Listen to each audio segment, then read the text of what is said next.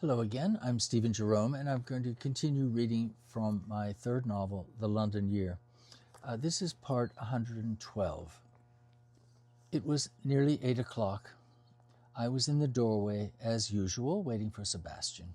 He arrived promptly as ever, and I settled myself, camera deftly concealed, into the low seat of the XKE. If he was feeling awkward, it didn't show. "New jacket and trow?" he asked straight away. I chuckled. It was true. I'd wasted no time spending some of my 2 windfalls at the weigh-in, cashing in my modesty to negotiate a second Daniel Hector jacket. I wanted to look like a new man when I returned to L.A. "How's Tess?" "Tess?" I said, surprised. He hardly ever mentioned her. That he was doing so now seemed on purpose. "Not happy," I said. In fact, she was profoundly disappointed that I'd agreed to associate with Sebastian one more time. "Shit happens, Terry," Sebastian said, seeming to dismiss both Tess and the whole incident surrounding the portrait and Finn, maybe even Timothy too.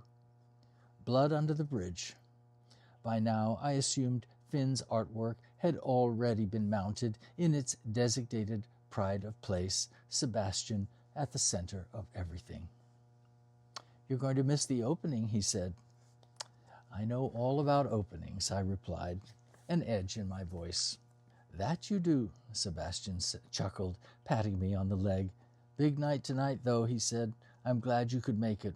For old time's sake, eh?" But I was pretty sure old times had little to do with it. I told myself and Tess it was for the money. But suddenly the old, sweet tension between us was coursing hot again. "Gracie said something about an art opening." "Trust me, Terry, it's not about the art. Even the gallery used to be important, but this show is just purely commercial." He explained that the featured artist painted oversized portraits of Elton John, the Beatles, Jimi Hendrix, David Bowie, England's version of Hollywood Boulevard caricatures like Elvis Presley, Humphrey Bogart, James Dean, and Marilyn Monroe. I agreed that it all sounded painfully hokey. Sebastian assured me he'd never want to be commercialized like that. "I'm doing Ronnie a big favor just showing up. Favor for favor sort of thing," he added cryptically. In earlier days, I'd have let it go at that. But now I had nothing to lose. "What kind of favor?" Sebastian paused, but only for a moment. I presumed he was quickly weighing the cost-benefit of revealing trade secrets. Maybe he thought he owed me one. He knew I was leaving, so what did it matter? "I'm acquiring the building. Poor Ronnie's a bit hard up for cash." I'll bet he is, I thought, as Sebastian gave me the same quick nod I'd seen between him and his co-conspirators circling other prey at social events. Spelling things out even that much implied, too, that now I was on the inside and he could divulge trade secrets. "No need to say anything. Just do what you do," he said, patting my leg again. The gallery was in Camden, slightly north London, with a creative legacy that went back to Dickens and Keats, minus the upscale gloss of Kensington or the West End. We approached the address, which was on the opposite side of the street. The sidewalk was crammed with people, including a half-dozen ever-hungry paparazzi. Surely they'd been notified that Sebastian was on the list. "Business as usual," he said as we passed, eyeing the crowd. Then he swung a sharp U-turn, coming back to stop in front of the gallery, facing against traffic. Famous people can do that. 2 valets leapt into action, running to open doors. When Sebastian stepped out, I was nearly knocked over as the ill-dressed scrum of photographers surged past me, all vying for the best shot of the night's biggest star. I headed straight inside, where the head-hunting paparazzi were not allowed, giving Sebastian plenty of room to do what he did best, which was being the face. I didn't even bother taking my own camera out. I'd get exclusives inside. As I walked into the crowded room, someone put their arm around my shoulder and said, "You must be Terry." When I turned, I was looking into the face of a man I recognized immediately.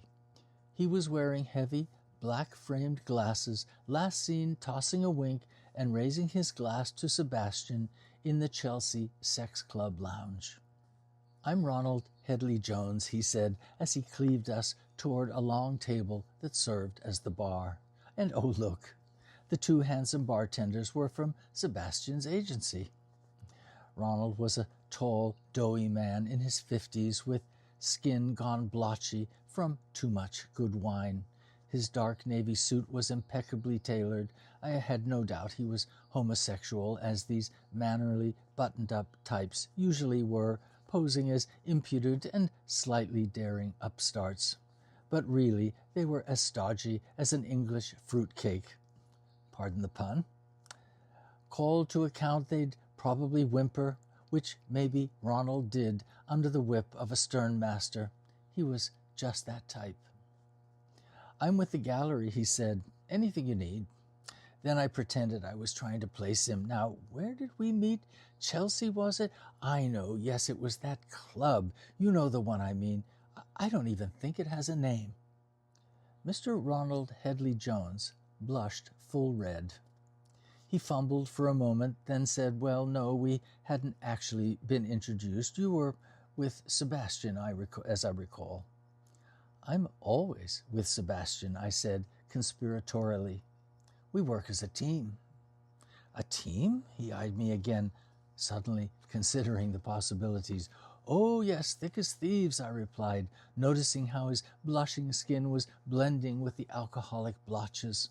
I turned my gaze to the very crowded room. "Business looks good, Ron," I said, speaking over the din of the crowd. "Yes," he said, sounding unsure. "Yes, it is." "But Sebastian tells me you're closing after this show." "That's too bad." Ronald's eyes locked on mine. His instinct was to challenge my impertinence, but I held my gaze, and he just caved. At that moment, I could have done anything, said anything, and he would have complied. It wasn't that I had power, it was that he relinquished his so easily. Then, as if on cue, there was a commotion at the door, and Sebastian entered, a tall silhouette against flashes of exploding lights. It was the arrival Ronnie had been waiting for. He quickly excused himself and barged back through the crowd. Handshakes and air kisses were exchanged. The sole in-house photographer swooped in too. He was an overweight tangle of shoulder straps and clattering 35mm cameras, each with different size lenses. A book-size battery hung on his belt under a party-worn jacket. He was the kind of event photographer Sebastian cringed at accommodating, and whom I knew at that moment that I would never be. So I let him do the heavy lifting, as his rapid-fire shooting got all the expected groupings. I eased in after the rush, just as Sebastian was looking around for me. Now it was time for the money shots. He and Ronnie were shoulder to shoulder. I stood back for a loose 3-shot, including the featured artist. He was too young, an ambitious hustler bursting with misguided talent, already stuck in a creative rabbit hole, if not a reputational one, he'd never squeeze back out of. Everyone smiled, flash. Then some approved others stepped in for the coveted moment with Sebastian, another small group shot. I kept things tight. No one was interested in anyone's knees. Flash, flash again. Each frame slipped into the pocket of my jacket. Then Sebastian pulled Ronald close, and I stepped forward. Flash. Then another step. "You're so close," Ronnie grimaced. I bore in even closer, not being nice. Sebastian gripped Mr. Ronald Headley Jones so he couldn't get away, but the face kept his eyes on me. He knew what I was waiting for. We were hunting together. Ronnie glanced around, unnerved. He turned his frightened eyes to Sebastian, then back to me. There was no way out. Flash. Sebastian's next move surprised me. He reached for the frame just as I was about to spirit it away. He took a pen from his pocket and, as the Polaroid chemistry did its magic on the front, wrote something on the back. Ronnie waited, curbed like an obedient puppy. I saw what Sebastian wrote. "Thanks for everything," he wrote, underlined. Because that's probably what Sebastian got, everything. The developed picture showed a curly-haired devil's mask smiling mirthlessly next to Headley Jones, whose blotchiness looked like bruises, his eyes frightened, mouth half open, almost pleading. Who was the host here? And who was the master? Come as a guest to take a slave, I thought, another great line from my Summer Lawns soundtrack. The autographed Polaroid, a poison gift, was a reminder of who was really in charge. Ronnie probably gave the store away for the privilege of having the shit regularly beaten out of him by one of the most beautiful people in the world. Sebastian obliged as easily as he'd conspired with Collins' bankers and the politicians on his payroll. It was chilling how normal everything appeared, how they could play it all out in public. Just another party night. The horror was that there was no horror.